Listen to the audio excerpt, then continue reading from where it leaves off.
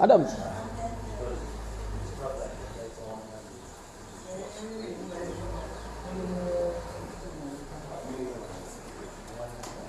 Katira kwa. Katira kwa ngende mu kamera mu.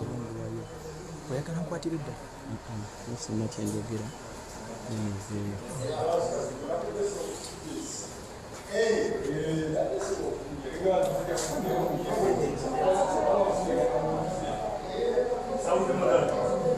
Yes, mulabi wakikivyo mulonzi yakasomesa kumaniriza olunaku olwaleero gye baliko byonna byotuusaako engalo muganda wange yonna gyoli gye baliko byonna gyokola ali mu ggwanga Uganda n'oyo ali bwebweggwanga amanya ze Buganda Ronald Mugenyi ozikumanakerekero malasiya mamba naye nga amazima olunaku olwaleero muganda wange tuli wano mu Jinja mu lusirika omuzungu kyayita retreat naye nga tuli mu lusirika olw'ekibiina ekya National Unity Platform kye bagenda okubanga ate bagendamu olunaku olwaleero nga wolingira mundawo tegenda okutwala okulaba nga bateesa ku nsonga ez'enjawulo ez'ekibiina saako n'ez'eggwanga Uganda. Obudde bwonna omukulembeze w'eggwanga ow'ekumi Robert Kyagulanyi Ssentamu ajja kuba atuuka mu kifo kino n'ateera okulaba nga yeegatta ku kibinja kino omuli ababaka ba palamenti abalonde omuli ba chairman LC5 bonna batuuse wano eno n'abakiise aba National Unity Platform abamitendera egy'enjawulo. N'olw'ensonga eyo muganda wange njagala okukwaniriza n'ateera essaawa zino neegatteko ate tugende mundaawo ng'essaawa yonna bagenda kuba batandika bulungi. Omulabi wa Ghetto TV muganda wange nkwaniriza tubeere ffenna mu lutabalo luno lwe tugenda otambula olunaku olwaleero nateera okutuusaako buli kimu ekigenda mu maaso ekinaaba kyetaagisa tujja kuba tukikutuusaako ate era ekyo ekinaaba tekyetaagisa nga kyakyama ng'ekibiina ekyo kyo tujja kuba tuvaawo. Ababaka abasinga okuva mu bitundu eby'eggwanga eby'enjawulo baatuuse dda era baatudde mundaawo okulaba nga ate enteeseganya zino zigenda mu maaso. N'olw'ensonga eyo muzikirize baganda bange mbatwale munda wano okulaba biki ebiriyo n'abo abaliyo. Mwebale nnyo mwebale eddala okwekunamira ku mukutu.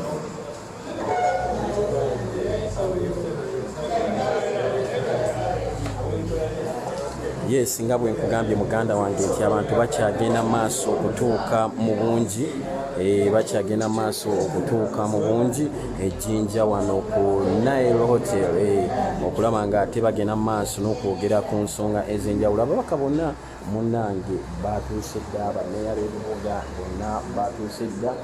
Nyinza okusiigira ekifaananyi ekiri wano ng'omulabi waffe ali eyo nti buli mubaka ali wano kansala ba chairman LC5 bameeya b'ebibuga bonna olutuuse babawadde t-shirt oba abazine t-shirt ezo eziriko abannayuganda abakwatibwa olulimi ennaku zino olukozesebwa political prisoners abakwatibwa munnange ne baggalirwa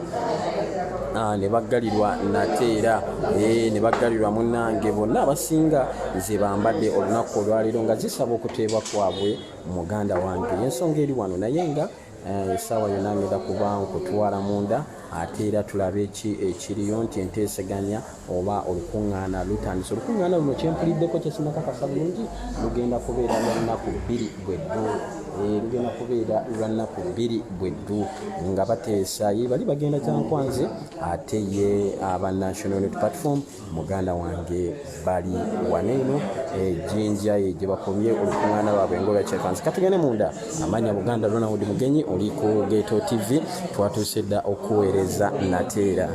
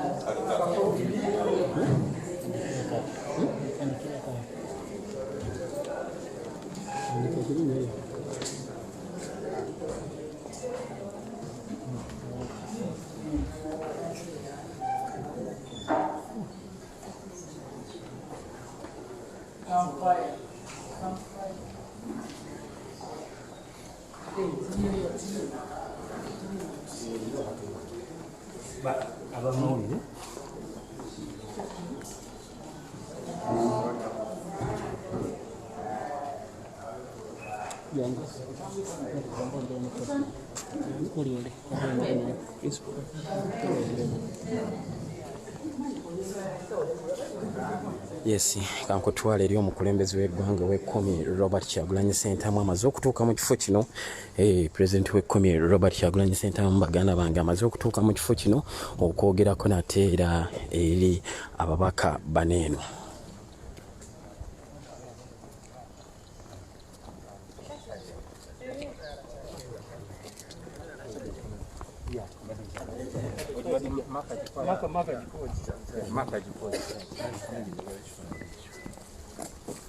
Tusanze okulaba nange bana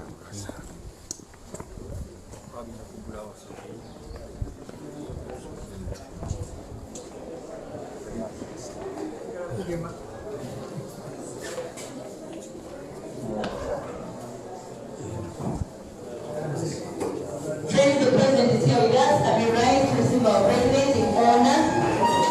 Mr. President, you are welcome. Mr. President, you are welcome. And before you sit, can I invite Honorable Serubula to come and lead the prayer quickly? Meanwhile, the chairman will also come and lead the national anthem. Prayer. Program I have says prayer.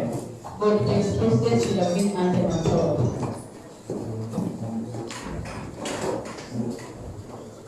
Yes, and we pray. Almighty God, we thank you for this opportunity. We believe that you plan this day before us, Almighty God. As we gather here, Almighty God, we are humble before you, Almighty God. May all our intentions and missions, Almighty God, be blessed by your great hand. We believe that as we are here, all our aspirations are blessed by your hand. Almighty God, look at our nation. As we gather here, we want to save our nation from oppression. We want to deliver a peaceful Uganda, Almighty God. But we might be weak, but you are the source of strength, Almighty God. We may not be so wise, but you are the source of wisdom, Almighty God. We pray that you guide us as we are here, even our colleagues who have not yet reached, Almighty God, here. Deliver them here, and as we are here, may all our deliberations be in the interest of saving this nation. We pray for all of the people and prisons, Almighty God, and elsewhere. May you guide this nation because you love. You loved it, and others love it. We pray all this to Jesus Christ, our Lord. Thank you. I would like also to invite the one leading the Busoga anthem to come over. She's coming. Honorable Nyogo. Yeah. So after invoking the spirit from the Holy Father, let us sing the national anthem. O Uganda, we lay our future in thy hands. United, faithfully, united together we'll always stand.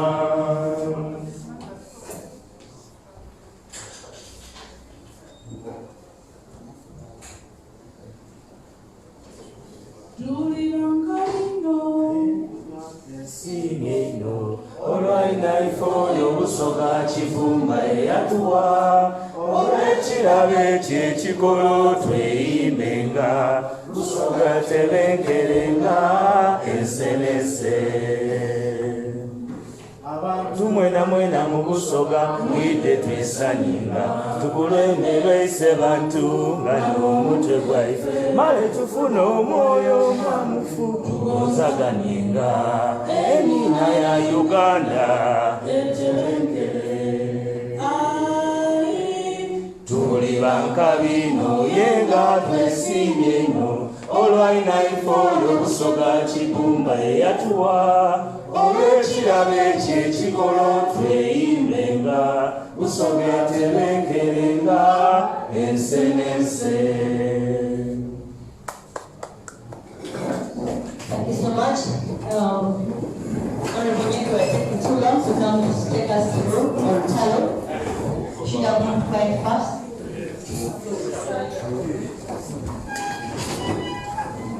People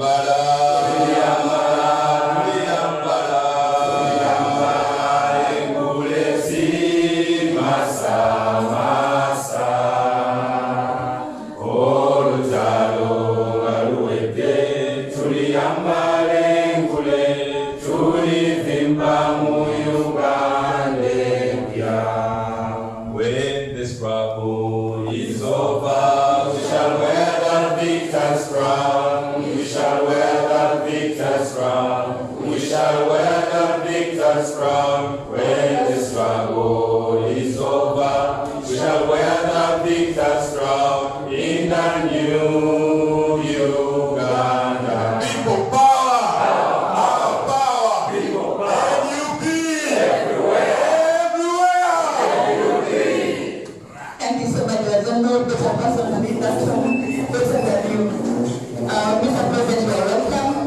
And the Deputy President is here with us. Assembled here are national leaders. Allow us, President, Mr. President, go through the introduction so that you can know who is here with us. I'll begin it from here. Mulima Mayunichwa Abdallah, Kayongo, Mukono North constituency. Unless I said, be brief, I didn't say rush your name. We want to question you. Mulima Mayunichwa Abdallah, Kayongo, Mukono North constituency. Thank you. Kaya Christine Nechimwero, Woman MP Chiboga District. Beth Efandarina, Wakisa District Woman MP. Florence Namayanja, Masaka City. Potato Gifo, Makoto constituency. Sino Prasto Panichinagua, Kilogazi Municipality, Wipa District. Paul Suga, Silo constituency North. Welcome. Mukasa Elisa Koyo, Koyo the fourth. Mayor Koyo Mr. Pacho. Chirumira Hassan Robaldo, Kajuka South constituency. Nikasoka Shiri Kasima, Kaupe South. Katabazi Francis, Kapongole, Mutanzi, Karungu East.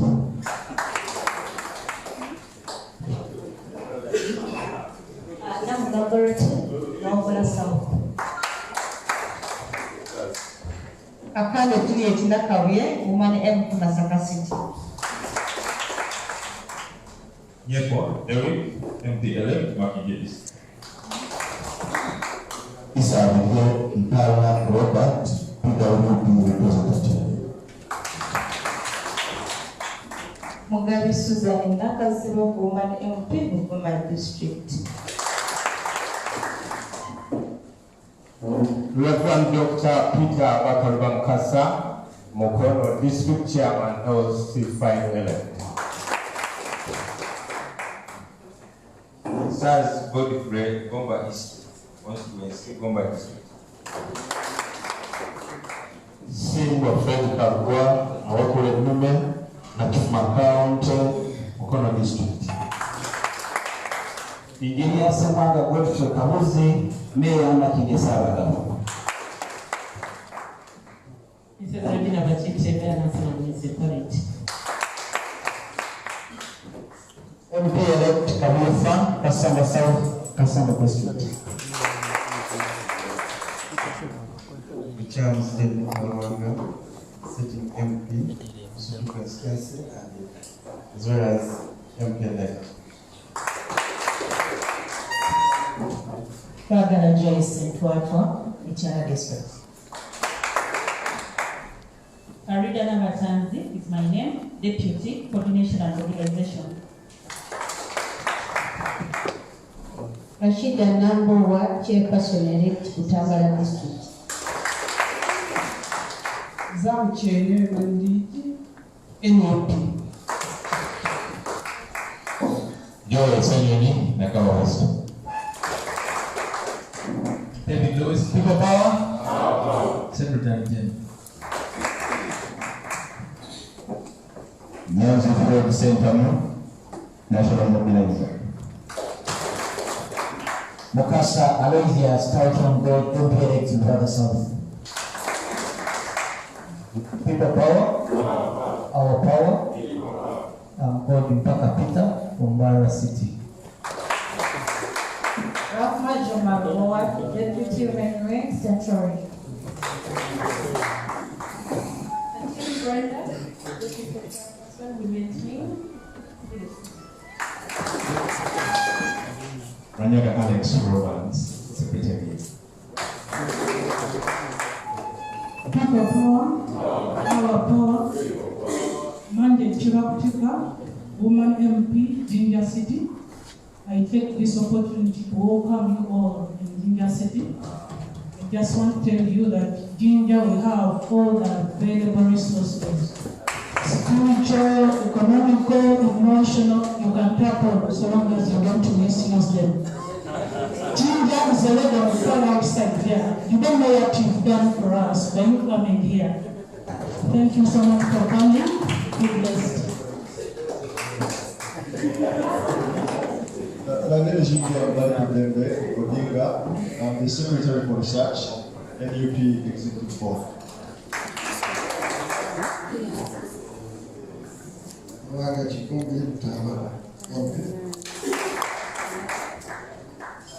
Atletin Zamba Mashale Wasaka no. Dr. Kakabutwa Hamadi, Kokoto South. My name is William Michael Nakusana, State Chairperson, near the Mupo, State. Dr. David, Division Chairperson, Chimanya Kamarela, Masaka City.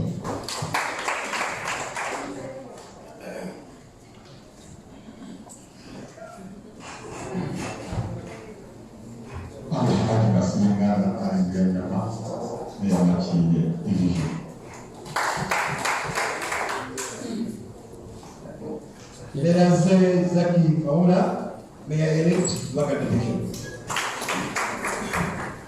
Third, Maria Ubeka, Mayor-elect, Laga Constituency. Kayonda Geoffrey Soro, Ekomasi Bissau Constituency. Shira Innocent, Maokotana. Royal Autogovernance Kalike, Ukoto East Coast to West Masaka District. Kodamika Charleston, Jinja, the only elect of the region. Second, Martin, was elected in the district.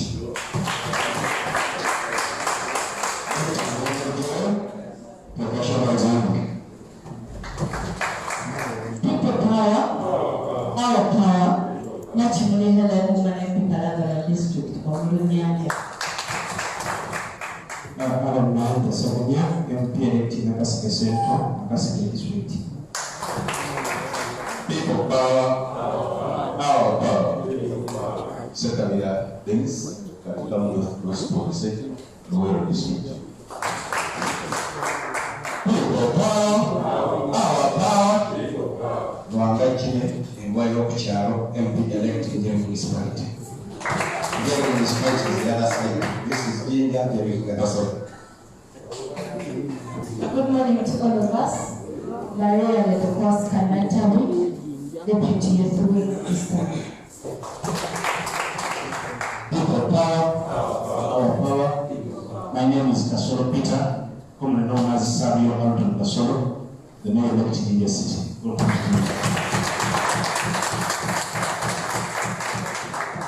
People power, our power. General Regular Moses, PPF 005, and Secretary for Mobilization, Eastern Region. People power, our power, Salongo, Akengo, Kaini, Mbakama, and Telecoms Fund. People power, our power. Kabakande Junior, in charge of mobilization in the region. People power, our power. I'm called Myon Hussein Banda, commonly known as Swengere, Arts and Entertainment Coordinator of Sogalino, and I'm representing my immediate boss, Mr. Nobiandi.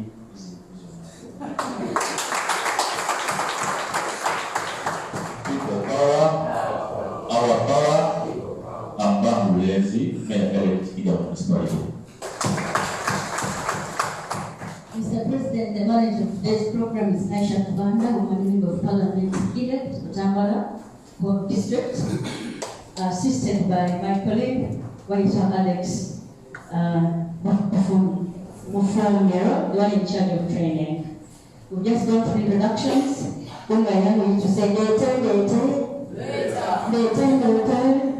Mr. President, we survived the rough waters that we just went through.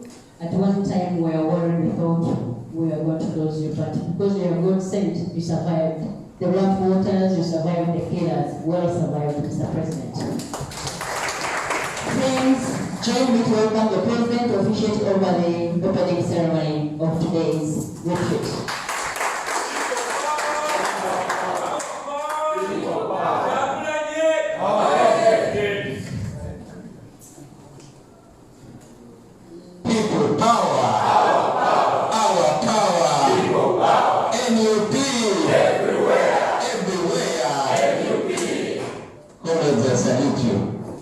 My first request is that you permit me to remove my jacket so I can show off my comrades. Yes.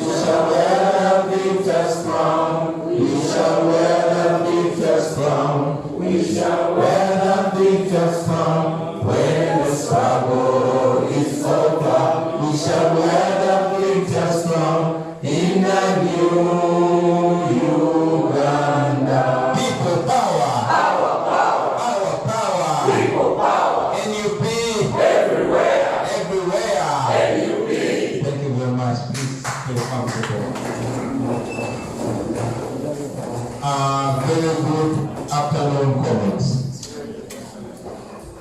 Yes, it is afternoon already. I want, first and foremost, to welcome all of you. I know it has been challenging, according to some explanations that we got from some of the comrades, but we thank God that we are here. It is no celebration time, but allow me to congratulate all of you for winning the races that you respectively took part in. Congratulations. I want to congratulate the nation upon the win that we achieved. It might be mentioned or not mentioned, it might be announced or not announced, but the nation won. At least to a very large extent, the nation won. I want to thank all of you, very importantly, for running that deadly race. I want to welcome you from hell. What you took part in was a war. It was a fight. Can I ask Comrade Waiswa to assist me push this in me?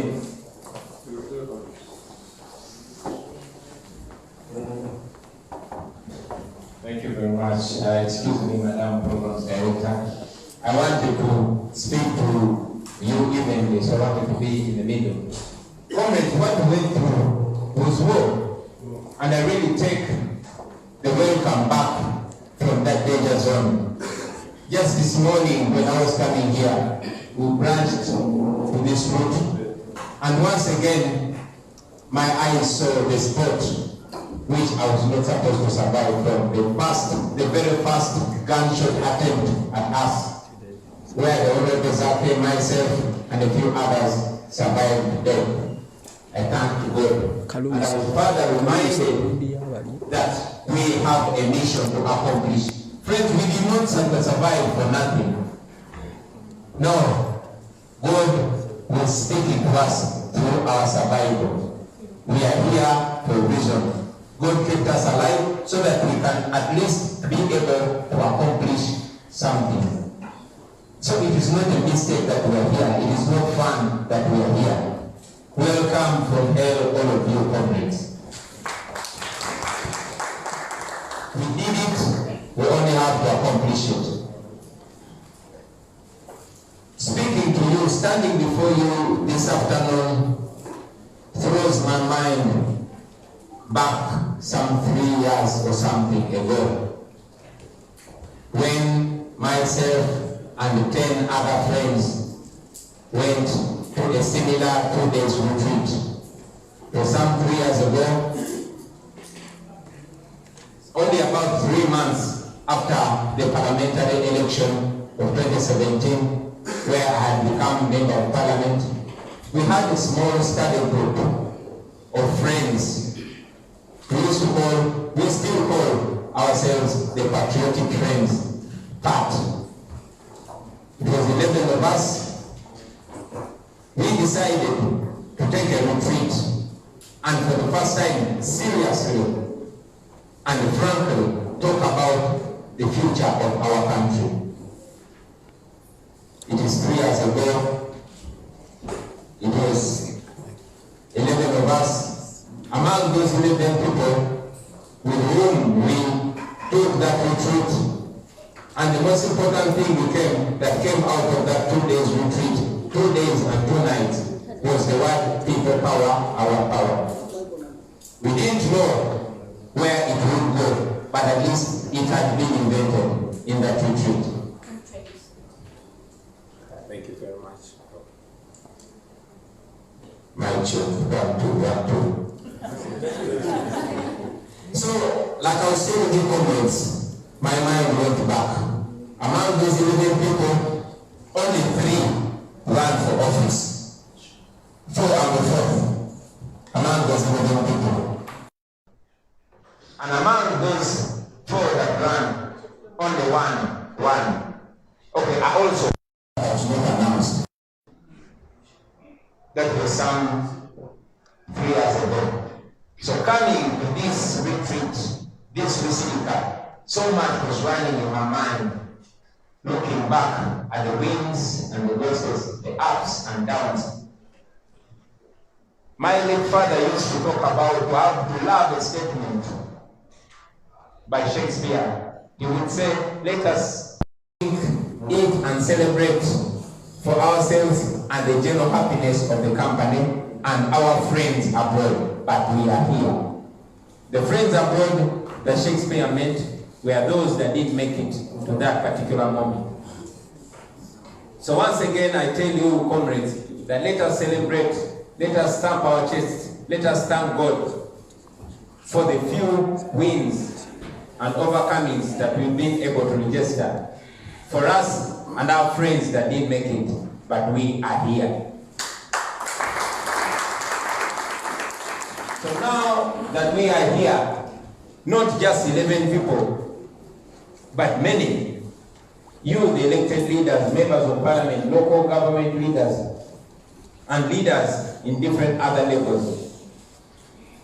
And also, knowing that thousands, in fact hundreds of thousands, as a matter of fact millions of Ugandans sharing the same mind, sharing the same thoughts, and walking in the same path have adopted that. That is no mean feat.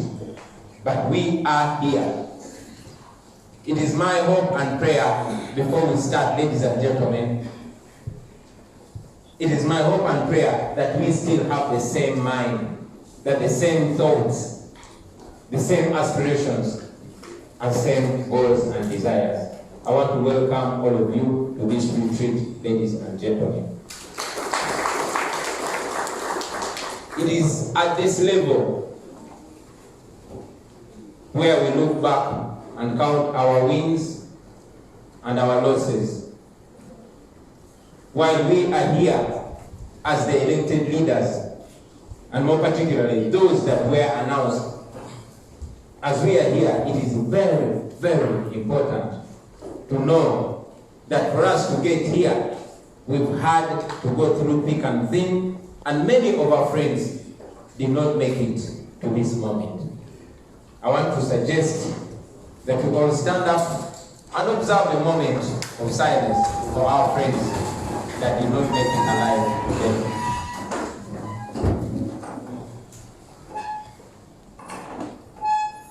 May their souls rest in eternal peace. I also want us to remind ourselves of what our eyes see and what our ears hear, not only in this room, but all over the country and beyond. We are dressed like this not because we want.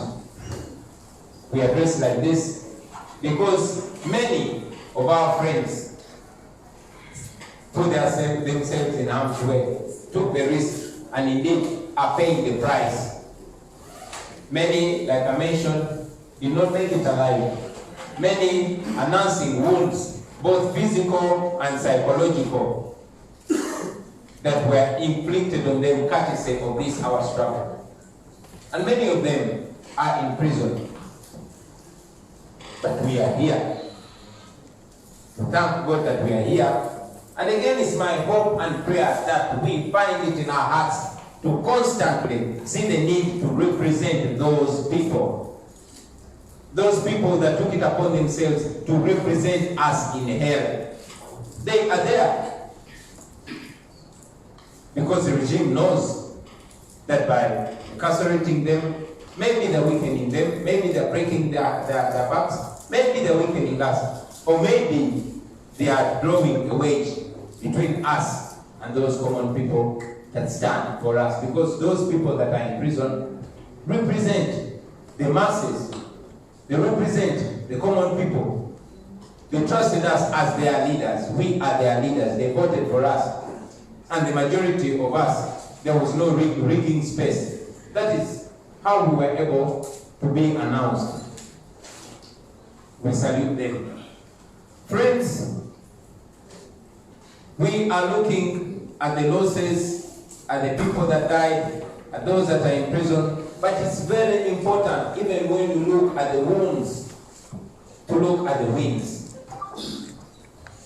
I was deliberate on giving you the background for you to know that it had started long before me.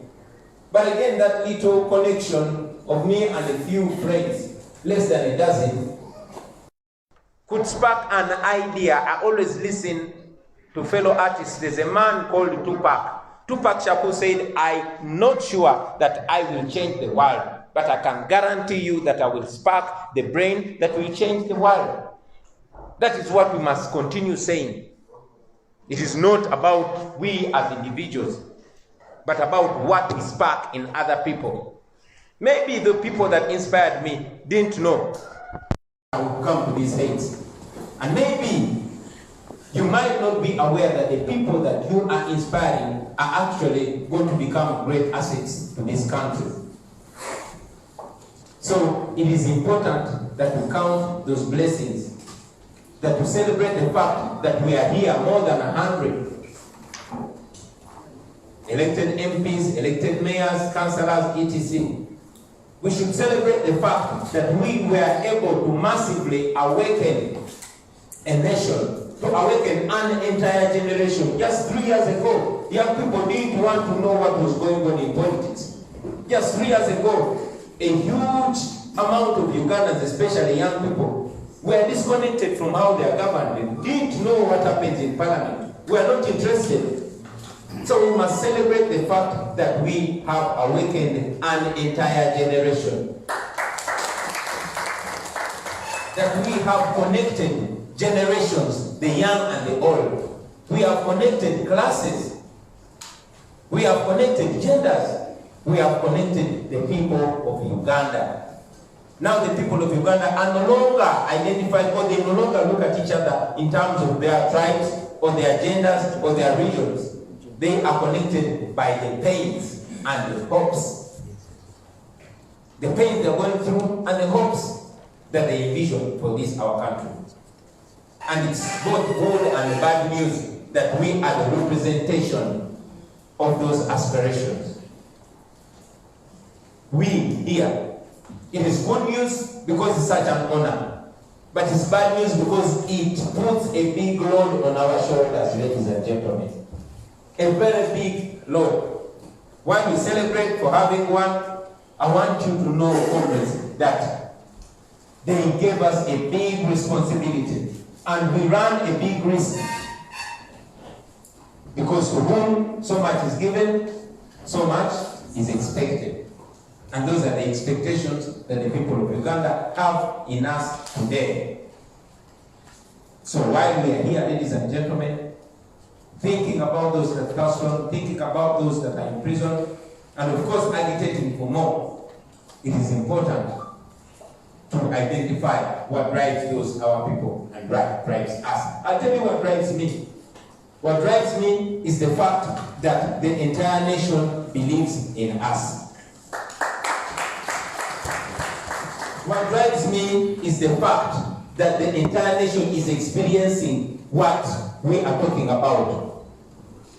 You do not have to be told, you do not have to be prepared as a leader to go and communicate. You only have to say what you go through every day or what your people go through every day. I am motivated by the fact that the people of Uganda have largely taken a lead, and we, the leaders, are only connecting with the people who we do not have to convince. I'm aware that so many of you do not have to use so much money as you have prepared your minds. All of us know politics is expensive because Museveni has monetized politics in this our country. But because the idea of people power that we were presenting to the people had already been naturally sold into them. So we largely didn't have to spend. As a matter of fact, the people who were asking votes from largely spent on us. So that gives us a debt. That makes us very accountable to those our people. I'm talking largely on this, ladies and gentlemen, because I want you to think. I want us to know who we are, at least in the face of the people. We are not the traditional politicians.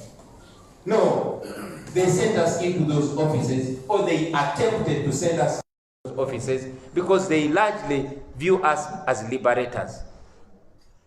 When the people of Machinge look at the one Nyeko Deri, they are looking at themselves going into parliament. They are looking at their own boy or their own that they sent to parliament. Many of you defeated very, very strong people. You defeated ministers with all the government machinery. You defeated the so-called untouchables. That was the representation of people power. But it did not end on that day that you were announced winner. As a matter of fact, it started on that day. That is the day the people in your constituency took over and then handed that power and responsibility to you. And that is why I say it is a heavy load on you. Luckily, it is a load that you can very, very comfortably carry because your people, according to what I see, are ready to carry that load with you. Especially if you stick by the aspirations. If you stick by what you preached during the campaigns. So, ladies and gentlemen, what drives me is the faith that people are with us and the faith that you are going to stand by those values. Not because we sit here and your president tells you that stick to those values, but because I know that the people who voted for you are going to hold you accountable. These are already awakened people. I see it tempting us many times to try and fit into the honorable MP stature, in the mayor stature. I can see many of us already fighting to fit in, which is natural and normal, but we are not living in normal times. And our people are not looking for a leader to fit into the image of an MP. No, that's not what they're looking for.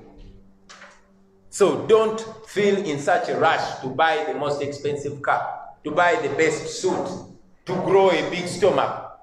Don't feel in such a rush.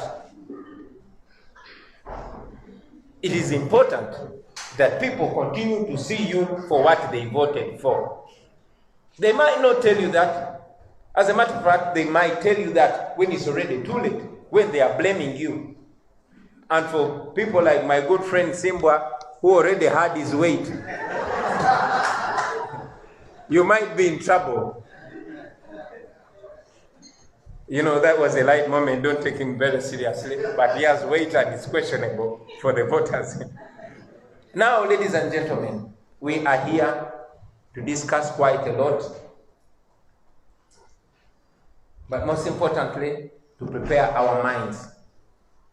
One, for what is at stake, for what we are facing and what we are about to face in the coming days. First and foremost, where are we? We are in a country that is led by a brutal dictator who is very smart, who has mastered the art of being a benevolent dictator, who has mastered the art of running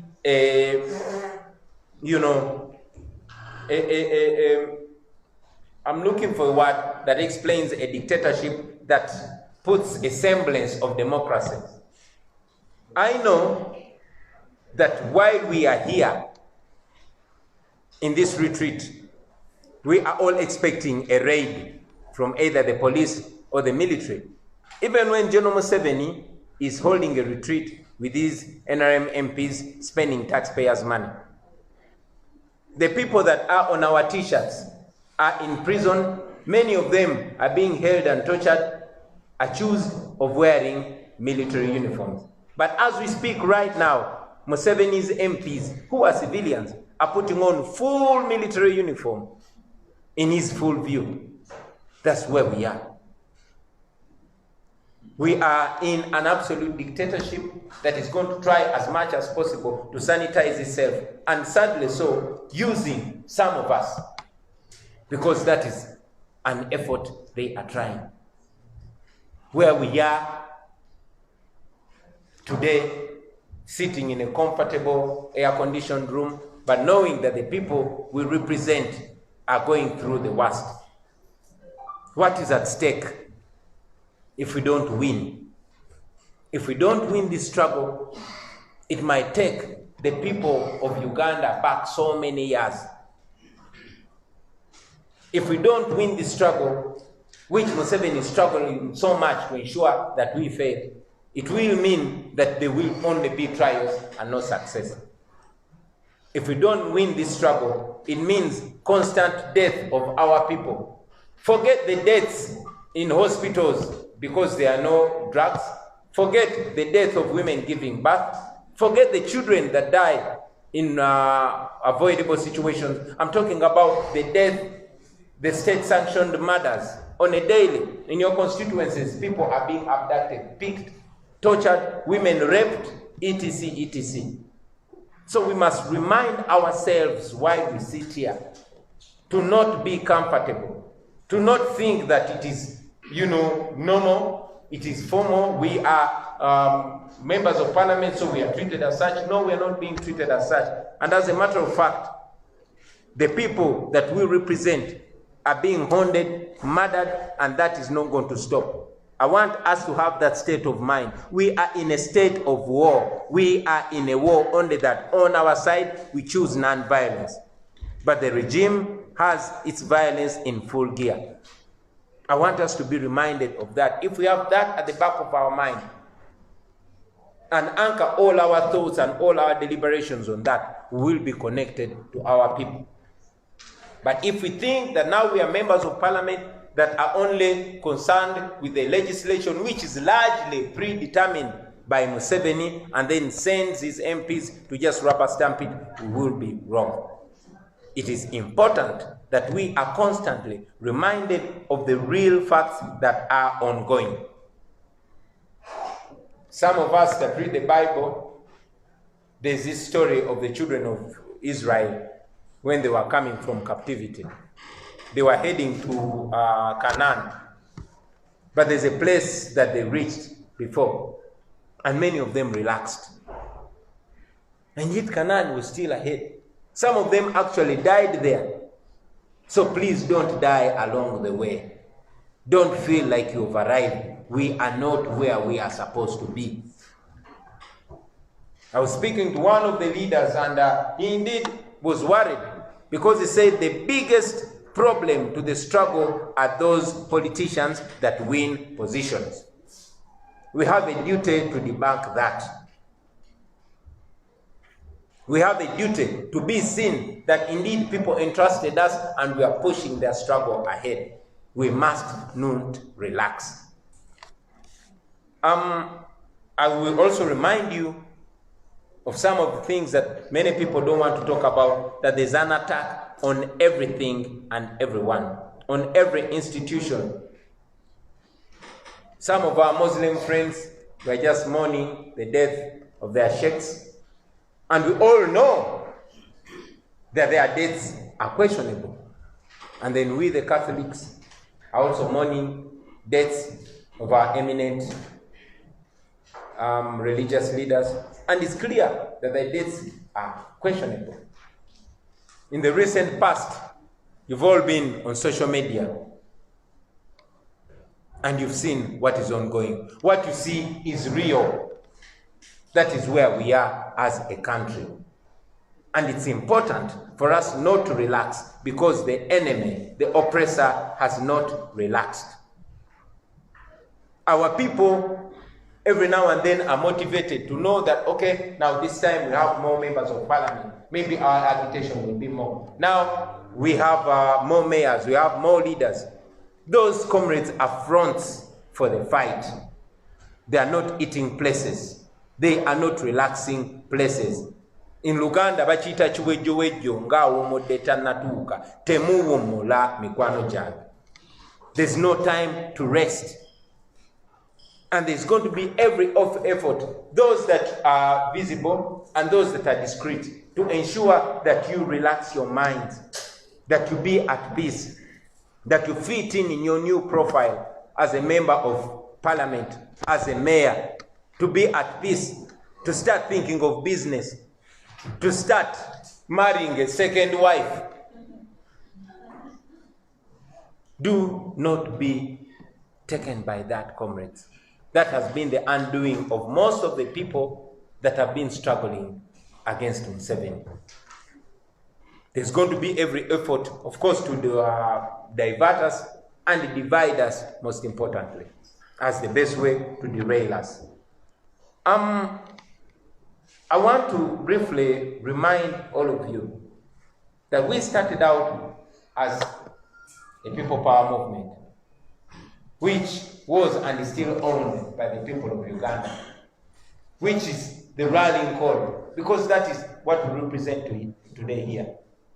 When we came up with the National Unity Platform, that we told our people that it is the political wing of people power. And indeed, the National Unity Platform is serving an idea, which idea is people power. We must ensure that people continue to see us as a representation of people power. To ensure that they don't see us as yet another political party that comes to fit in the political terrain and then proceed. We must constantly be answerable to those our people. We must constantly be a representation of people power. You are people power registered. You are people power elected. And your bosses are still the people of Uganda. It is extremely important to remember that and act that. And before I conclude, comrades, I want you to know that you are the face of that idea. You can make it, you can break it. You can motivate the people of Uganda, you can deflate them completely by what you do and what you don't do. That's the kind of responsibility that you are. as members, that you have as members of parliament, that you have as mayors, as councillors, as leaders of this, our party, as leaders of this, our idea. Like I said, we promised to people that we'll be their servants and they will be our bosses. We promised a new Uganda. And even before we arrive there, they must see us working and representing that new Uganda with what we can. We have a certain extent of ability, at least. So people must see that new Uganda. Because as we move, we're moving to becoming government. The struggle is still ongoing, but at least you have a certain front. So what you do on that front is going to reflect so much on what the people do on the ground. Very importantly so. I'll also, comrades, remind all of you as elected leaders to live like those people who elected you. We have a population that is very, very easily detachable to the leader, especially if they see you changing from the person that you were. I'm not a perfect person, but at least I want to try as much as possible to give an example or a sample of an NUP leader, of a people power leader.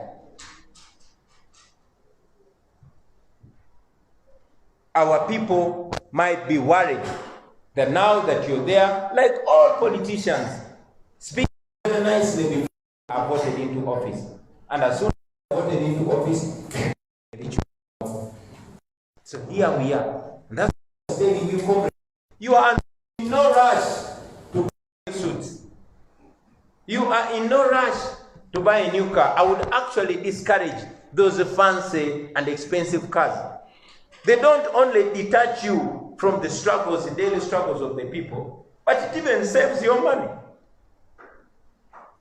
You are in no rush to fit in. That is not what we represent. All of us were, bigging up President Magufuli when he discouraged luxurious.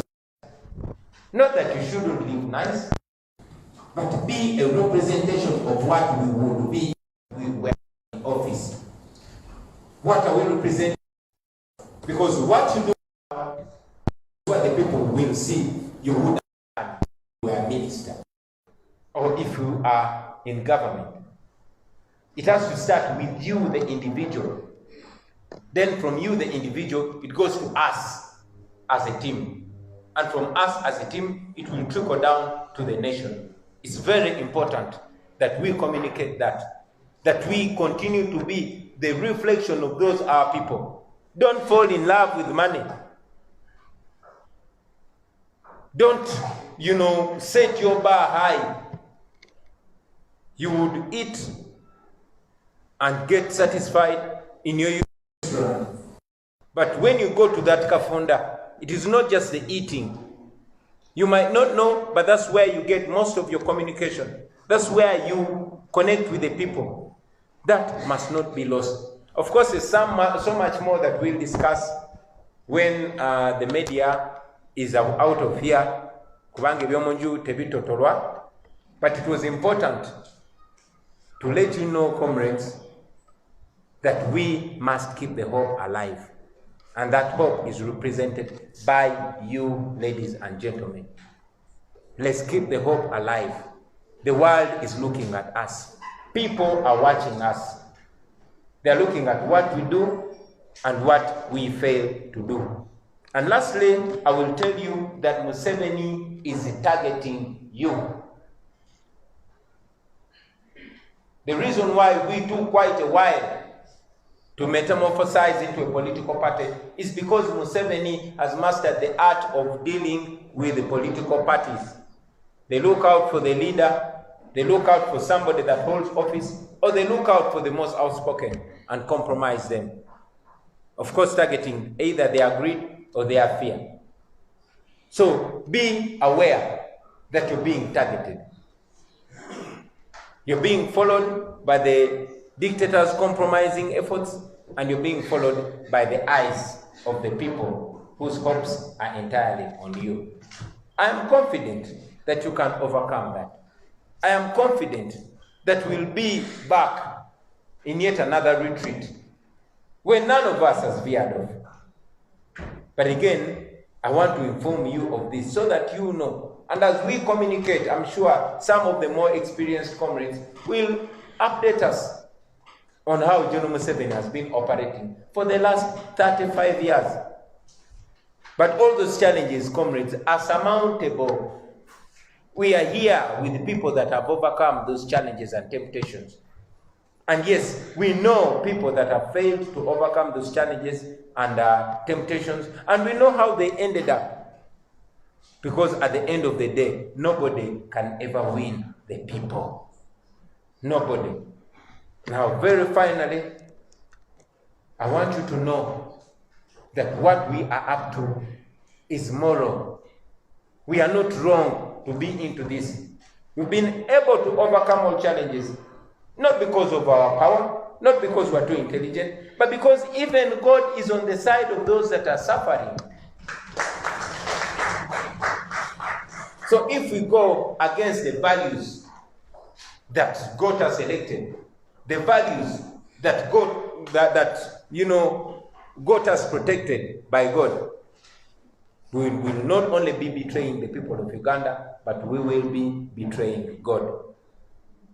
But if we stick and hang in there, if we persevere, which I'm confident we will, friends, I can guarantee you that you will find many more people joining us and leaving the dictator, because he has nothing more to promise them other than intimidate them.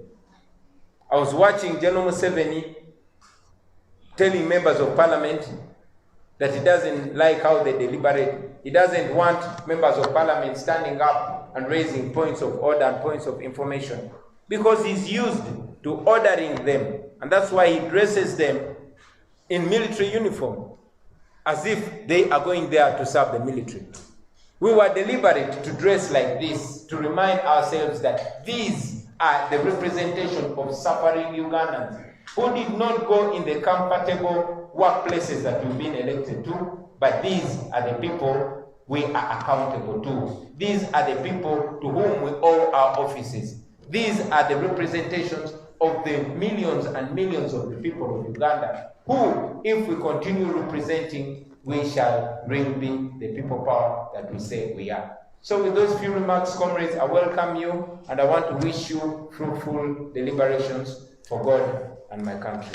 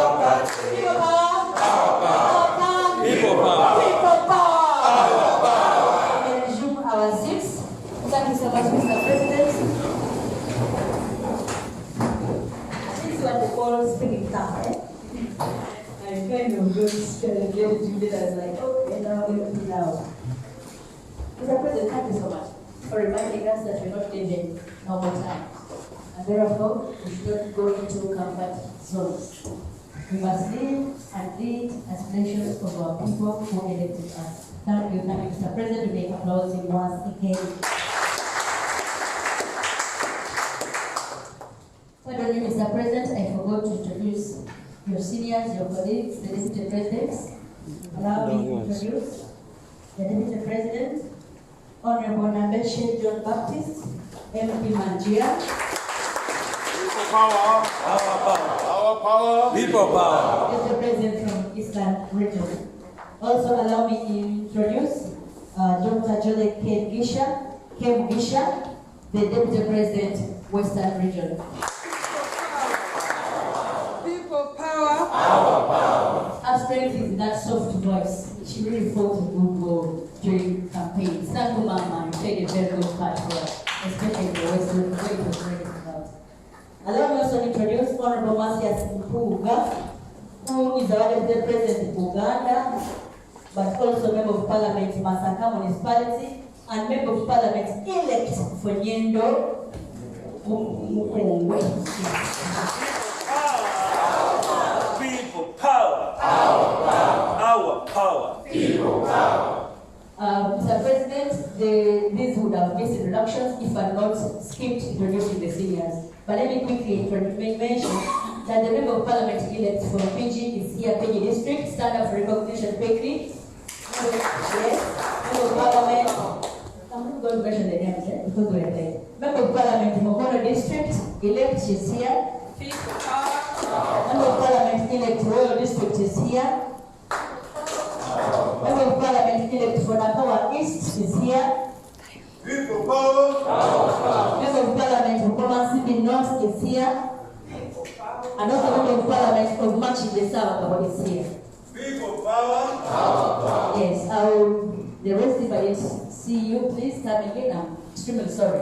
We are resting against time. The President has so much reminded us to stand by the aspirations of the people and the words that we told our people. Then that means at this time, we must invite people who will remind us of who we are and what we stand for.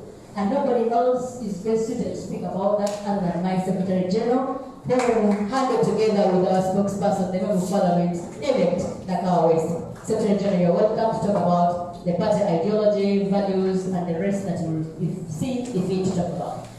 Welcome, my Secretary General.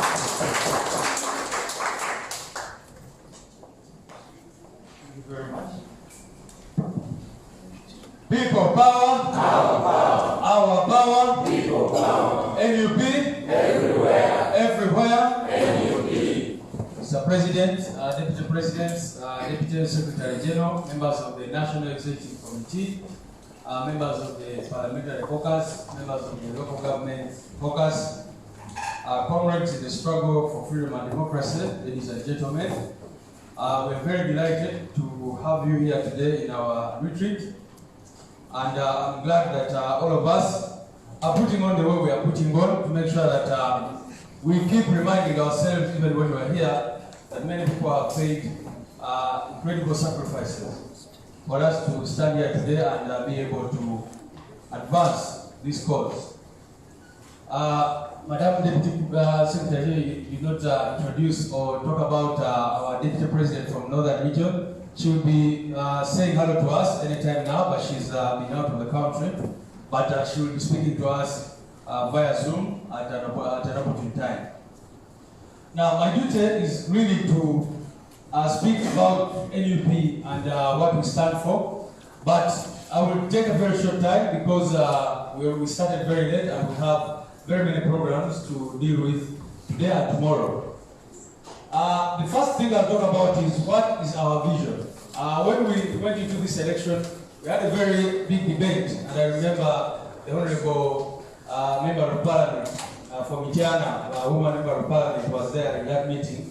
And when we were trying to come up with the slogan for our campaign, and after debating many of them, we came up with this whole idea of a new Uganda. And we said that we are promising Ugandans a new Uganda. Comrade Joel, I think your slogan was a breath of fresh air. And that's what we are looking at, a new Uganda, a breath of fresh air in the politics of our country, in the governance of our country, etc. So what is our vision as NUP? Our vision is a free, united, prosperous, and democratic Uganda which empowers citizens, adheres to the rule of law, ensures dignity, and provides equal opportunities for all. That is the new Uganda we were promising the citizens in the election, but that is the new Uganda which we are promising even today. A free, united, prosperous, and democratic country which empowers the citizens of this country, adheres to the rule of law, ensures dignity, and provides equal opportunities for all. I think each of these things I can speak about them for a full day, but because of time I'm not going to them. But maybe to just talk about a free country. We want to live in a free country. We want to live in a united country. The current regime has tried so much to divide this country, and we want to live in a united Uganda. A Uganda where people do not refuse to give you a job simply because of your first name or your last name. A Uganda where you are not treated as a second-class citizen simply because of where you come from or because of your religion, etc.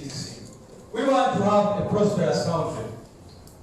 The regime here has been promising prosperity for all, but in fact what it has been creating is poverty for all, for many, and prosperity for just a few people. We're saying there should be prosperity for the citizens of this country. We're looking at a democratic Uganda, but above all we're looking at an empowered citizenry. And I think that's what the president has been talking about, where our people become the bosses. And we implore you, our leaders, to make sure that the people who elected you will become true bosses and you will be their servant. We want a country which ensures dignity. One time I went with our president and the big comrade and other leaders to Mulago, where citizens go when they get accidents and all that, the casualty one. You see the indignity there. You see the kind of problems. People having to sleep on the floor. And that is if they are lucky to find space. Some of them are just outside there. And any citizen can get an accident anytime, and then they take you to a casualty ward. And then you find these people one foot on top of the other, they are all bleeding, brought in these cars, common laws are known as Kabanga. So one to try and have dignity for the citizens of this country and finally equal opportunities. What then is our mission? Our vision, I've talked about it. Our mission is to rally the people of Uganda to exercise their power and build a free, united, prosperous, and democratic Uganda. Every day as a leader of NUP, ask yourself, what have I done to advance this mission? Because this is our mission. Our vision is where we want to go. Our mission is how we want to go there. Every day we want to rally the people of Uganda to exercise their power. Article 1 of the Constitution of our country says that all power belongs to the people of Uganda. And we are saying that all the people of Uganda must be empowered. Every day must be rallied. We do not believe in doing things for the people, but we believe in helping the people realize their full potential and being able to reach where they want to reach. So we want to rally the people of Uganda to exercise their power and build that country which we all so much desire. I will not talk about the values, Comrade Joe will talk about them, but I want to talk about the core governance issues. What is the character of NUP as a political party? And I'm very glad the President talked about the fact that while we are having a political party, we still have a movement. And the political party, in fact, is under the movement. The movement is people power.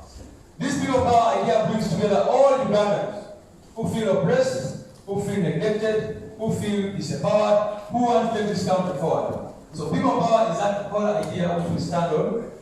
But NUP as a political party, first of all, it is a social democratic party.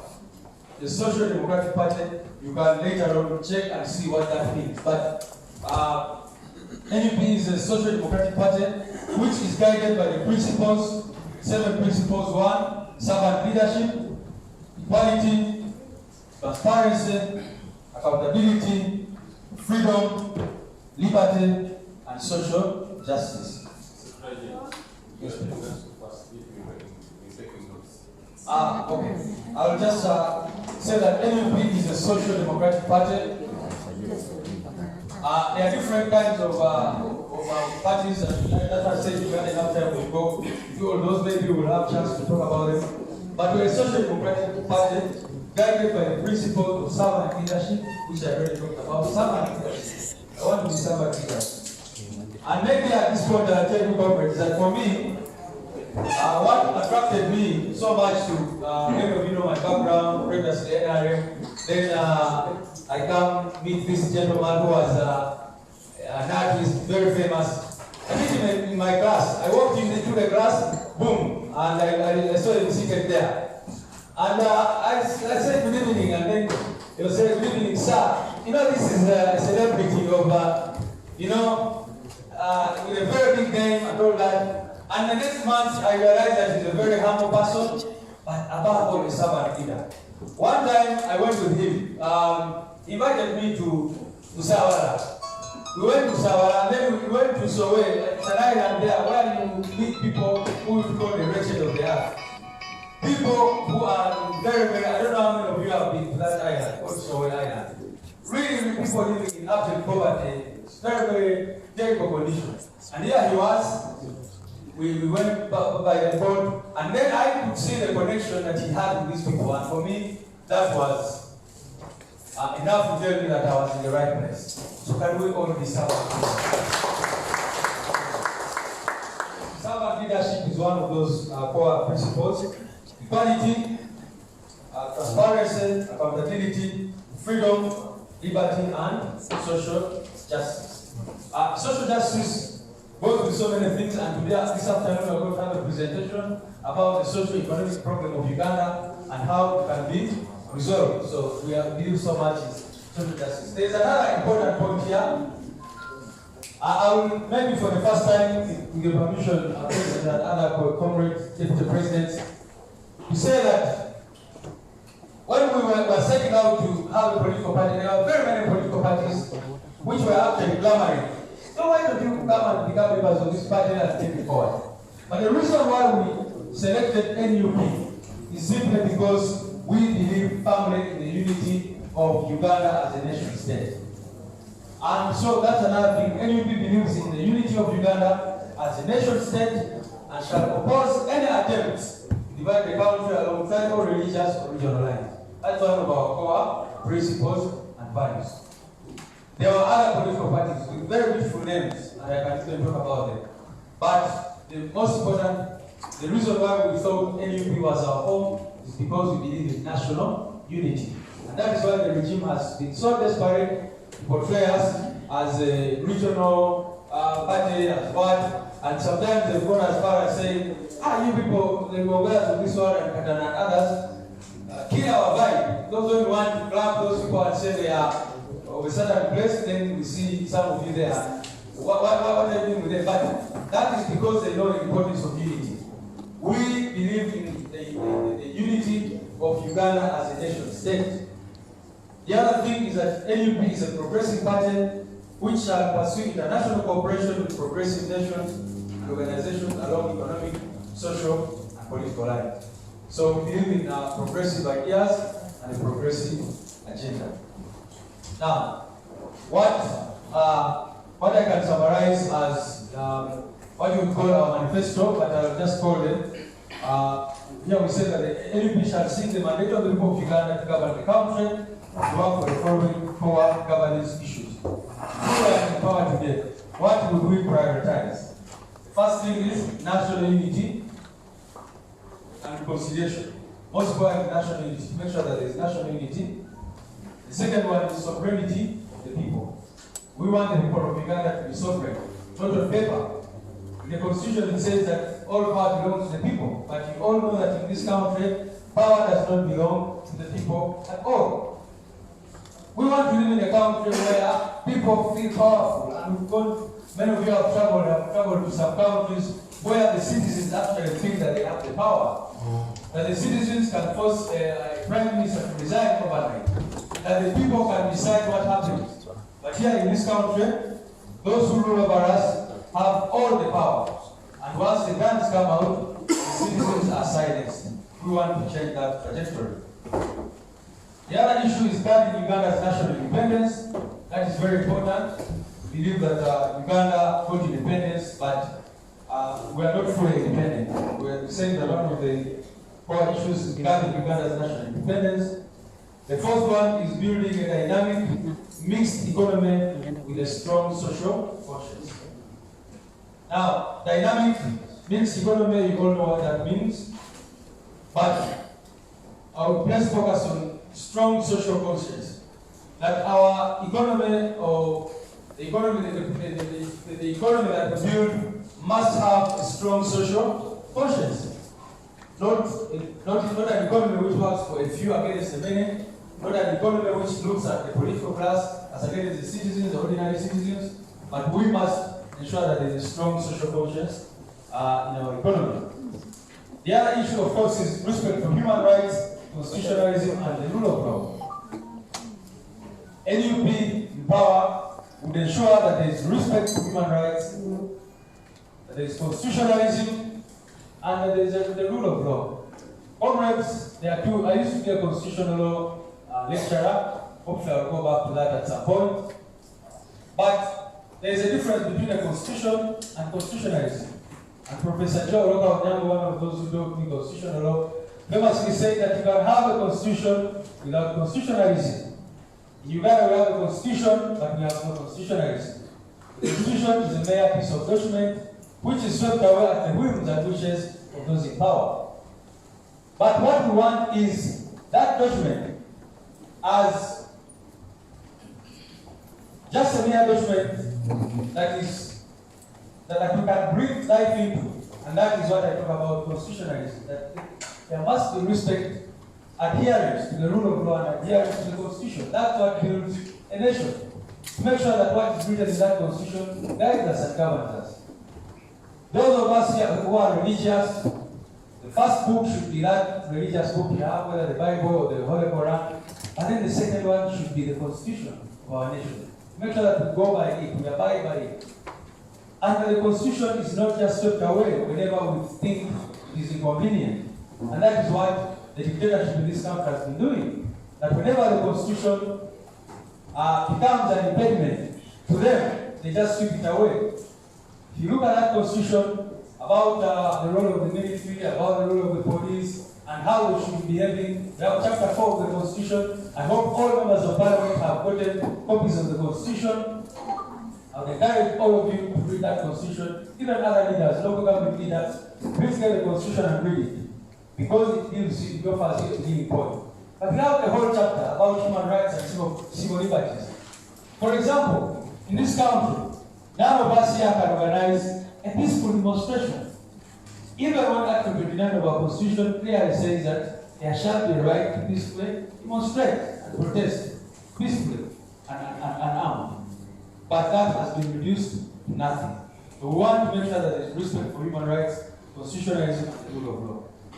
Those of you who have studied some bit of human rights studies know that there is civil and political rights and social and economic rights. And we are committed to both. The other issue that we are committed to is gender equality. Gender equality is extremely important, and I want to really at this point appreciate the women in the House and thank them for doing incredible things. Unfortunately, the leader of women in the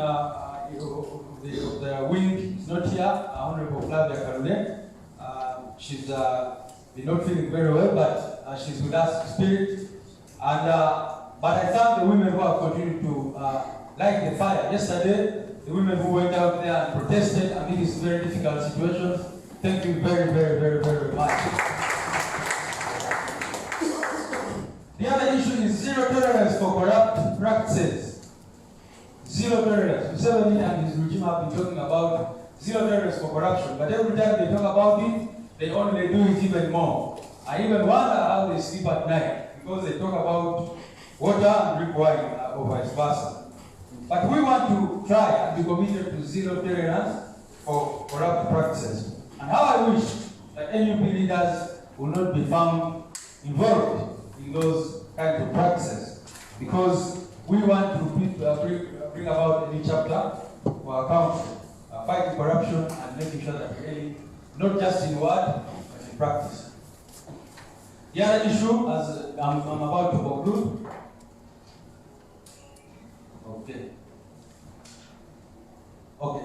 make sure that we have set up for Juma prayers. The Muslims can pass behind. Thank you. The other issue is lean and efficient public administration. Lean and efficient public administration. We want to make sure that we have a lean but efficient public administration. The government that we have currently is the exact opposite of this. It is not lean, it's too huge, and it is inefficient. You have RDCs, you have different organizations, different organs of state, and there is a duplication of roles. For example, if someone has violated my rights today, I can go to the Equal Opportunities Commission, I can go to the Human Rights Commission, I can go to the courts of law, I can go to, if it's rights related to labor, I can go to the labor court, the industrial court, I can go to, there are so many institutions, but they are not efficient. So if a citizen of Uganda today, your rights are violated, go to the Human Rights Commission.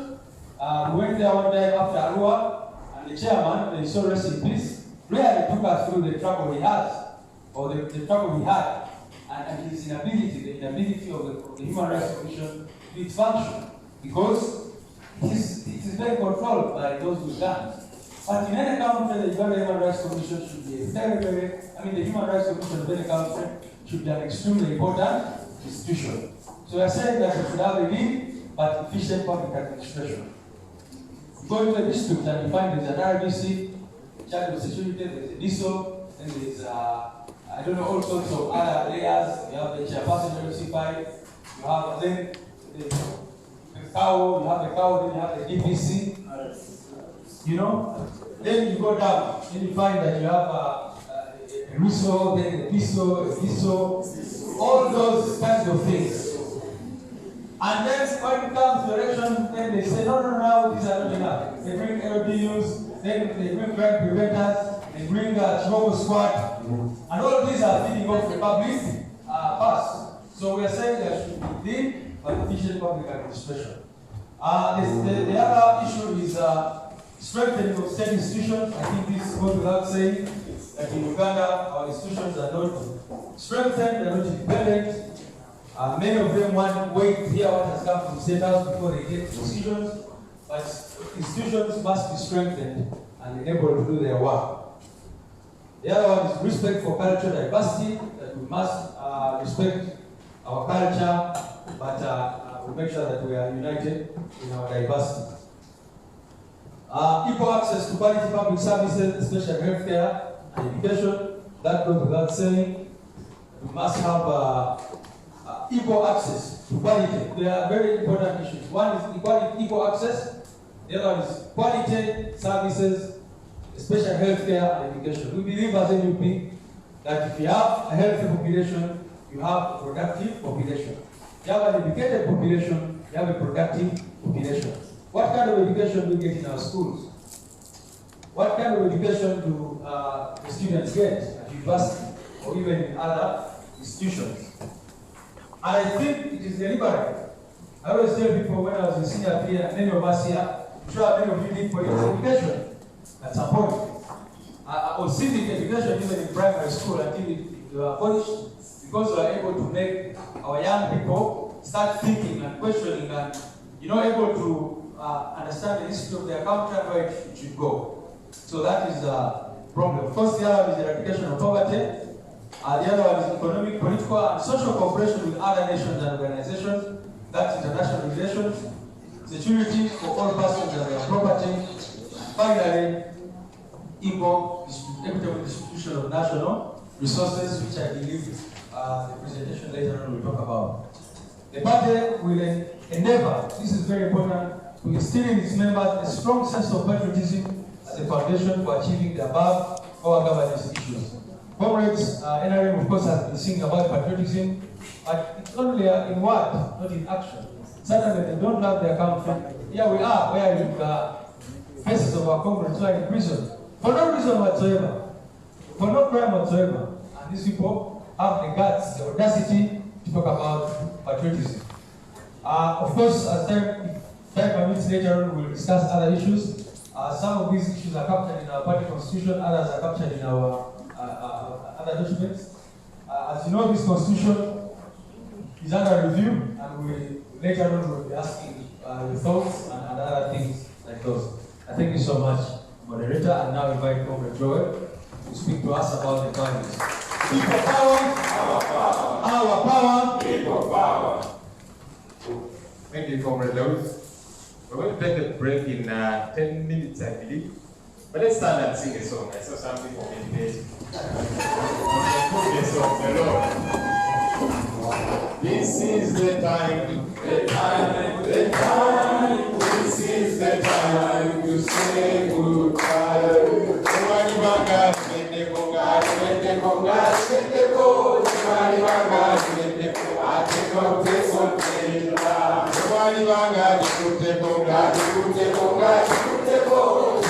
wanga kuteko atepa mteso tenda. This is the time, the time, the time. This is the time to say goodbye. People power. Our power. Our power. People power. Please take your seats. Don't take them away. I think just occupy them. It's good to see all of us here. You know, we've been having meetings. We meet as leaders and discuss in a hurry. 1 hour, then everybody's off to do something. And so it was important that we retreat, take offline, far away from town, because if we had met somewhere near town, many of you would be dashing in and out, running for programs and so on. So we say, let us take you out of Kampala, so that we can be here and concentrate. And that's why we had wanted to all come in the same mode of transport. Many of you have come with your car, so it becomes easy to run away. But we believe that we are here to be able to connect. I'm going to very briefly, in about 7 minutes at the most, take us through our core values. When we sought to set out, we believed that certain things were important for us at the beginning and as we keep going along the way. And so core values are important for any organization, any entity, even for us as individuals. I'm sure each of you, there is core values that you hold dear to your life. You might not have written them down and put them in your house. Some of you have, some of you haven't. But for each of you, there's things that are important. That for me, I cannot do this, or I must be able to do this kind of thing. And so as NUP, there are values that are very important for us. And they must begin with us, the leaders. And then there will be a trickle-down effect to the people that we lead. Because if we don't espouse these core values, it's going to be difficult for you to tell Kabaya, for you to tell Kida Weeks. These sound like botanical names. These are our people. That's NUP for you. It's going to be difficult for the quote-unquote ordinary person to pick up on these values. And so we summarized our core values in something we call DRIFs. D-R-I-I-F-S.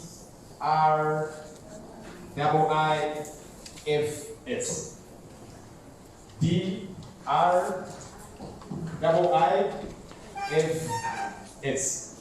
Now each of those letters stands for something.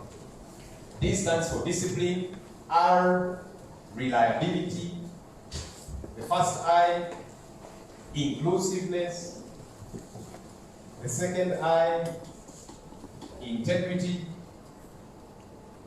F, fidelity,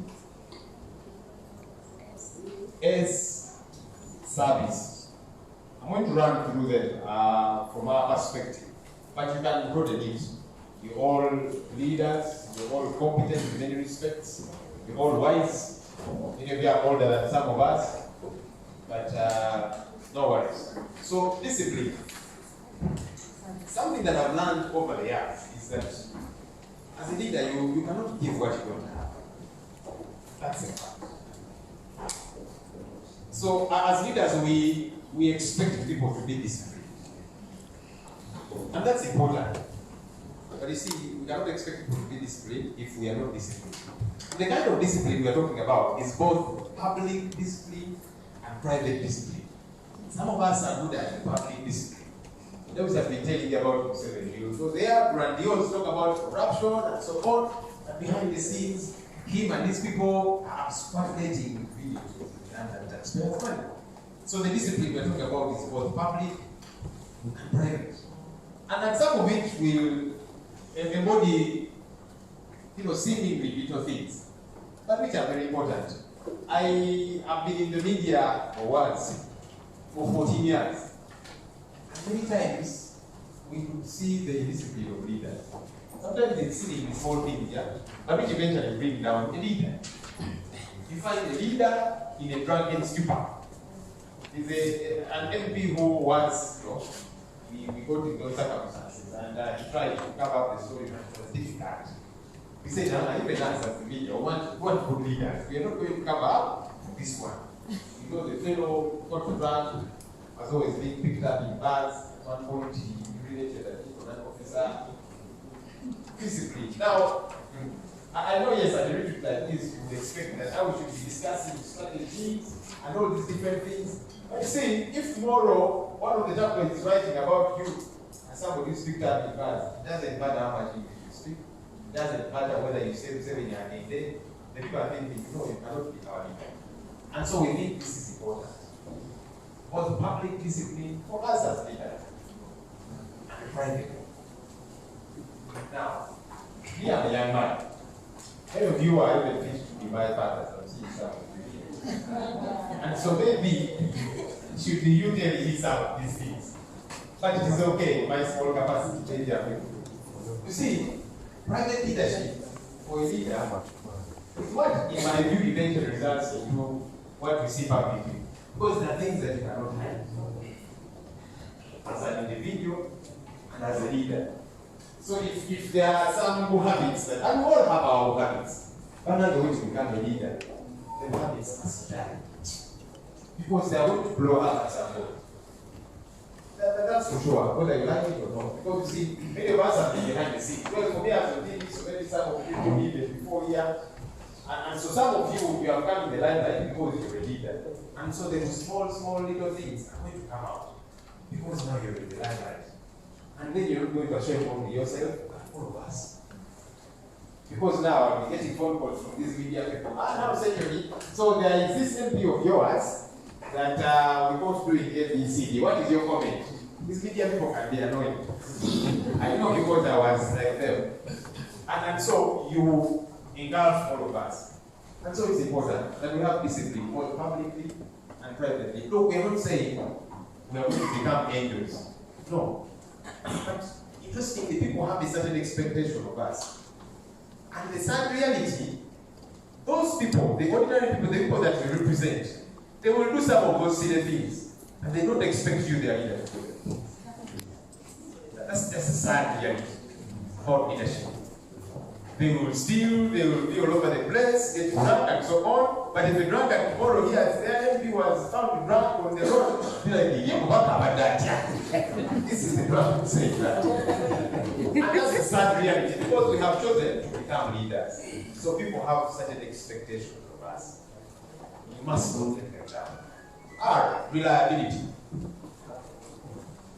One of the things that bothers me about Mr. Museveni and his leadership is that we cannot rely on them as leaders. We cannot bank on them. Today they will say A, and tomorrow say B, and so on and so forth. We must be reliable. That image must come out through us, the leaders. And then they will say, hey, these are NUP people, NUP people. We can rely on them. We can bank on them. People are saying they can rely on you. That's why they voted for you. We cannot let them down. That's very important. People have been let down by leaders time and again. And so for us, we are saying we must be different. As one of our core values, we must be reliable. People must be able to say, "Ah, back our faith, whatever the case might be." They must see that. So that's our second core value, reliability.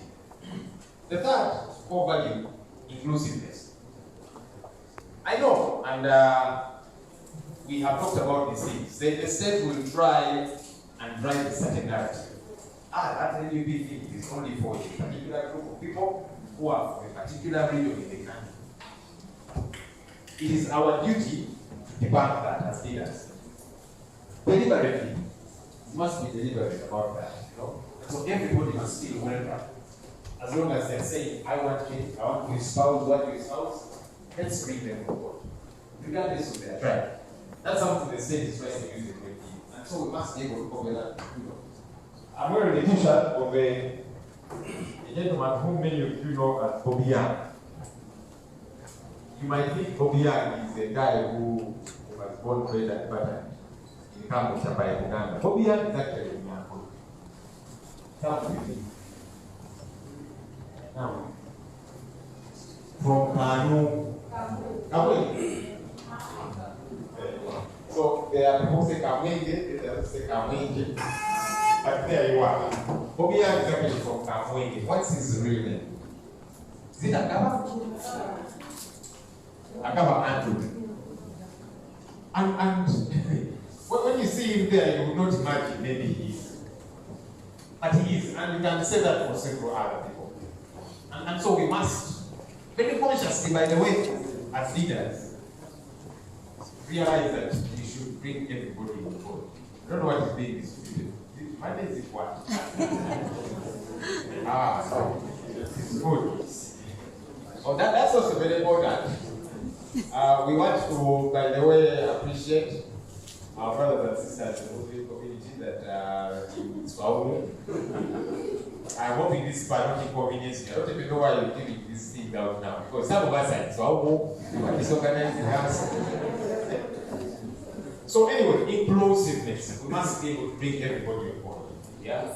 Regardless of tribes, regardless of religion. I'm glad there's Muslims here, there's Morocco like me, there's Catholics, there's Protestants. Regardless, we must all feel that we are part of this thing. The women should never feel like, this thing here is only for the men. That's very important. And women, you should never feel sorry for yourselves. Or try to think, let me wait for some space to be given to me. Take charge. I was so delighted when I saw the women yesterday. I said, this is amazing. And we must keep going. And so, my fellow men, we must let the women. Because some of us, traditionally, culturally, you saw how your father used to treat your mother. She was always the other side, not talking among the men and so on. Times have changed. I saw on the door of one of my professors when I was finishing my second degree, and it said something very interesting. Humankind is like a two-winged bird. One wing represents the men, one wing, the other wing represents the women. Now, for that bird to fly, both wings must be developed, must be empowered. If only one wing is empowered, that bird cannot fly. That's just the way we are. So as NUP, we must know that if it is only the men that will have the space and the women are kicked out, we're not going to fly, whether we like it or not. Our country actually has majority women, 51%. So inclusiveness, everybody must feel included. Integrity is the other eye. I will not elaborate so much on that. It is as clear as it is. We must be leaders of integrity. We cannot fight Museveni for not having integrity, and then we'll be like him in our small ways. Because it is possible for us to be that you're there, you're heading a district, you have resources that you're supposed to steward over. But you know that you're not stewarding over those resources properly. Or you're a mayor, or whatever the case might be. We just must be leaders with integrity. We are not perfect, but people expect us to do the right thing. The F, which is fidelity. Fidelity is another word for faithfulness. How many married people are in this place? Let's see by show of hands. You might not necessarily be happily married, but you're married. Okay, we have seen the married people. And for those who are not married, inclusiveness. We include you also. So feel at home. By the some of you, Mulinda Kunyenya, you know what is wrong with your problem.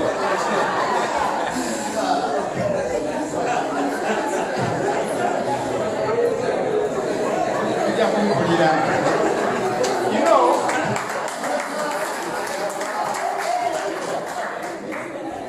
so people used to say that I was single for a very long time. And there's a story that I always tell. One of those days we were from, I don't know where, we don't know which I'm but Tiagas, what? And as soon as we were returning home, of course he was going to Magere, and he told me now you said, so now we're here, battered, what? Me, I'm going back home to my wife, Babi. She's going to massage me and take good care of me. So for you, when you go home, those cockroaches of yours. I said, now this man there. But thank God, now I can also talk. So, fidelity, faithfulness. We must be faithful to the people that we are leading. You know, the same way spouses, the husband expects the wife to be faithful and the wife expects the husband to be faithful because there is a covenant. And so we have the covenant with the people who voted for us. Yes, it's a covenant. They voted for us. As NUP, they have entrusted us right from our president because these are the people. These ones, we can count on them. And so we must not let them down. We must be faithful every step of the way. And the people can tell. You know, the same way you can suspect that my spouse, you know, the people can actually tell. You can pretend around, go on talk shows, blast Museveni and so on, but if there are holes somewhere, if there are lacunas somewhere, the people can tell. Because they are the ones that voted for you, you are their leader, you are theirs, and so they know when their person has goofed up, has dropped the ball. We must be faithful to the people. Museveni has been unfaithful to us for 35 years, and that's why we're disgruntled. We are in a very disturbing relationship with this man and this government. By force, he will beat us up, jail us, kill our people, steal our money, together with his lot. And that's why we are saying, no, we want to break away from this relationship. We want to have a new catch. And people are saying our new catch is NUP. And so we must not let the people down. You people, again, we were coming from Gulu when the Honorable Chagulanyi had been released. And at that time I was actually still at NTV, but operating behind the scenes. So I would there quietly do our people power thing, then I ran back. And when we got to Rubaga, we had a discussion. I don't know if you remember that discussion. He was, because they had sedated him and so on. I asked him, Honorable, did you see what I saw? He said I was asleep much of the time, but did you see what I saw? I asked him. And he said, what? I saw people, I stepped out. People lined up from Gulu to Kampala throughout that entire road. I don't know who was with us in that convoy. We had like 50 cars or something. There were people all through. And they delayed us in Gulu. They wanted us to leave late so that we enter Kampala late. And we entered Kampala at about 10 p.m. People waited. I told this gentleman that, do you see how people love you? If you let down these people, the way they love you, they will hate you times 2. I'm sorry, I'm telling them our personal conversations. But I'm telling you too, because people love you. Some of you, babies being born in your constituencies are being named after you. It is true. Because they love you. They see you as their savior. If you let those people down, they will hate you. They will hate you. You will not be able to eat food anywhere. You will not stay at a function. They will loathe you.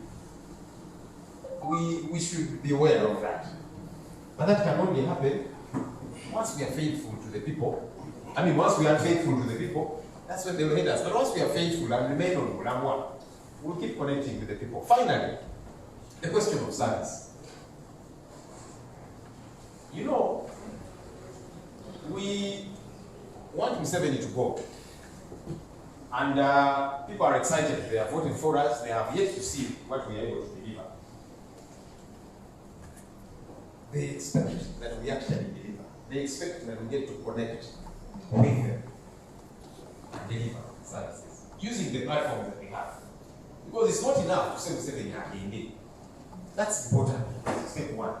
But you see, as an MP, are you actually delivering? As a district chairperson, because you're the president of that district, are you delivering services?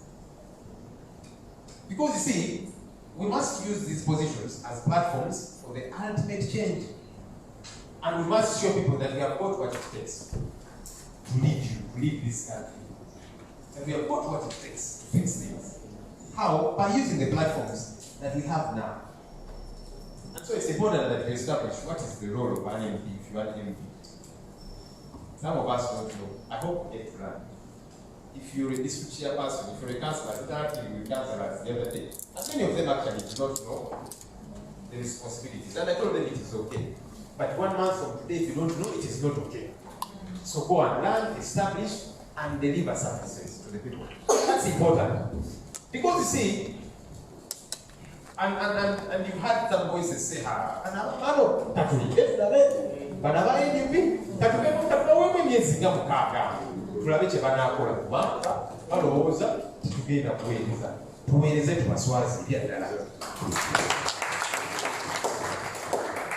we should not ashamed this gentleman because he he is banking on us. If we move up, and as we keep, because you see, the struggle continues, yeah?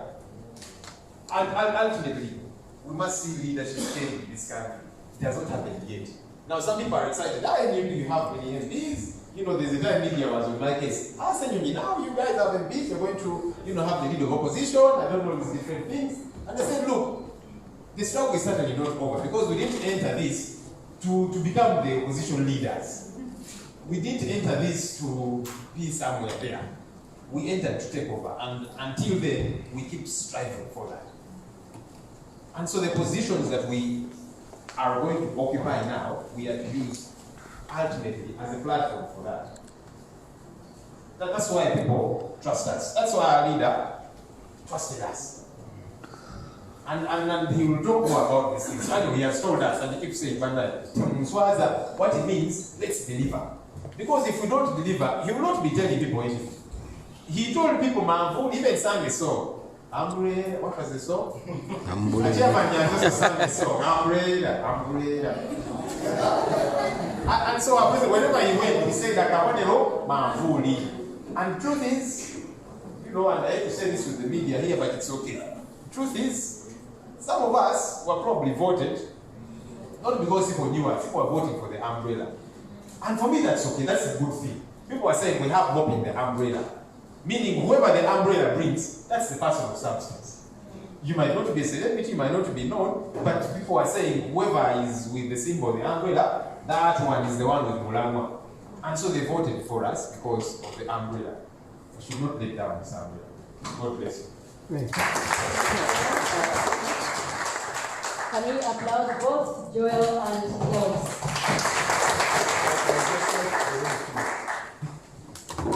I'm told it's lunchtime. Can I request the President, please allow the Muslims to walk out to go for prayers? We are going to have the Deputy President, Northern Region, speak to us. But the permit. Was it on? No. I cannot hear it on. Okay. Dr. Zerriga is going to speak to us online, and she's already excited to see me here. But with your permission, the Muslims will walk out because Kutuba has started. Shall I have a prayer for 7 minutes before we proceed? Thank you. Females, wives will come and take over from me. Well, Deputy President Lina wants to just say hello to you and to greet you, but unfortunately, many of you cannot see her. But she's right now on the call, as you can see. And she's, please proceed and say hello to the comrades.